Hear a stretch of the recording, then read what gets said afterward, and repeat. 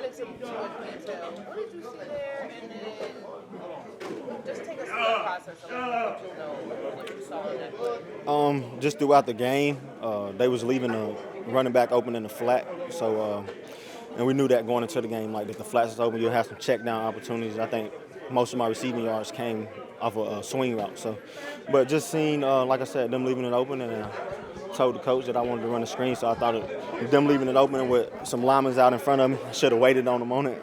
But thought it'd work. So yeah, I seen that. Is coaching in your future? Like, I haven't thought too much about it, but yeah, I might.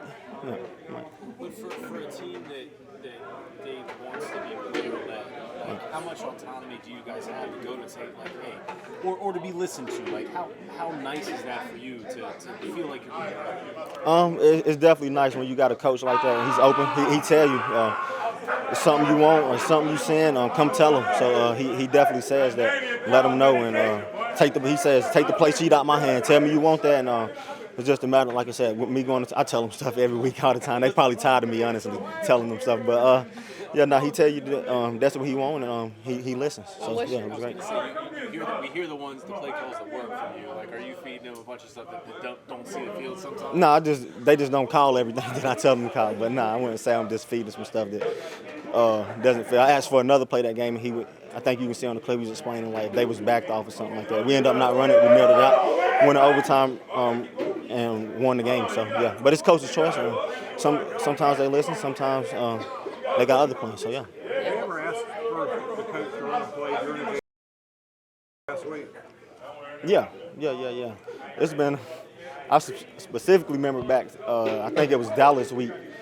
Call came in and I told Bryce go back to the sideline, tell him let's try something else, let's run it, and he actually listened. So and we did that and it ended up working for us. But yeah, and then it's a couple things, but yeah. So I've asked him to call things and we ran it. Toss versus Miami, and so yeah, we did it a couple times.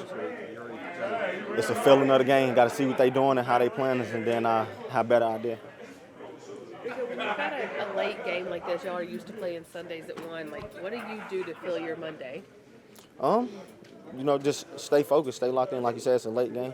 Stay off your feet and get ready. It's Monday Night Football, and we know what's at stake and what type of game this is, and we just got to be prepared to go out there and execute at a high level. But are you like playing cards, turning on Friends reruns? Like, Nah, I'll probably just be chilling, watching TV, talking to my kids and stuff, girl, doing things like that. I'll be chilling, just stay off my feet. Probably wake up, get some treatment early that morning, just to stay fresh. And that's pretty much it. I wouldn't say in particular, but I'm juiced up for every game. I look at all.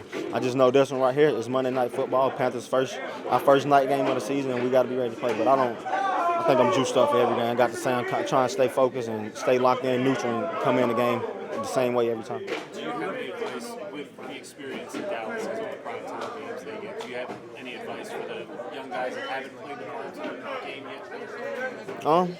They're going to try. It's national television, everybody watching, so don't let them embarrass you and stay focused and locked in. Yeah. y'all have statistically the toughest schedule remaining this season. Like, how do you just mentally, physically, whatever, prepare yourself for that gauntlet? Take it one game at a time. Got to win this one first, and then we focus on the next one that's come. I mean, we show we can go compete with the best, so it's just all about going 1-0 each week, and that's what we got to focus on. Since everybody will be watching your only game in town, do you look at this as sort of an audition for you since you're going to be a free agent after the season? Like I said, every week is an audition. With me being on a one-year contract and things, for everybody in here, it's an audition. All 31 teams are always watching, so I wouldn't say just this week in particular, but I definitely know I got to go out there and do my best. Is you see from their defense? Fundamental.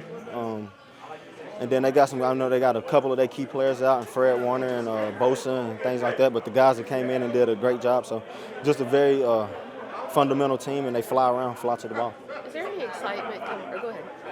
With the key guys being out, they've still been able to keep some of the larger runs to less than 10 yards per carry. What are some ways that you feel like you can maybe mess up their defense and get some of those bigger chunk play runs? It's just all about coaches scheming it up. Us going out there and executing. That's what it's always about. As long as we can go get a hat on a hat and line it up and execute at high level, I think we'll be fine. Kind of on that, I'm sorry. No, you good. Kind of on that note, is there any excitement or a little bit of like knowing that this offense threw the ball all over the yard last week, so maybe defenses will start playing back again, give you a little bit more room? I wouldn't necessarily say it's a lot of excitement, but I do know they got to respect both the run and the pass. So with the way we passed it last week and coming into the past couple games, teams have been loading the box, trying to just overnumber us and things like that. But now that we put it on film that we can throw it, and it's always been the case that we can throw it. It just happened to be our best one last week. And so they definitely got to respect both, and I think it'll allow for our offense to open up completely. It's something that stood out to me. Take me through it. Like, how are you seeing the holes? Is it something that you are patient, or do you feel hard? Can you explain that to me? Yeah, I think vision is like one of the key components of a running back. So, just having a feel for what the defense doing, how they trying to cancel out gaps, and it's just basically playing mouse and cat game with them, with the defenders and the linebackers, just trying to open it up and find a crease in there. How long does it take you to kind of get a feel for what the defense is doing or what they might do? One or two series? Yeah, usually about 1 or 2 series, I say.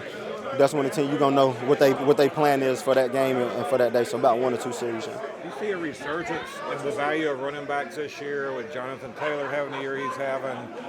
You're having a great year. I mean, there's Christian McCaffrey's having a great year. I mean, is that, or you think it's just the same old thing? People feel like you guys are expendable. Yeah, I really don't know. That's really for all the other guys at the time. But I think running back is one of the most important positions on the field because you got to pass it, you got to run it, you got to catch it.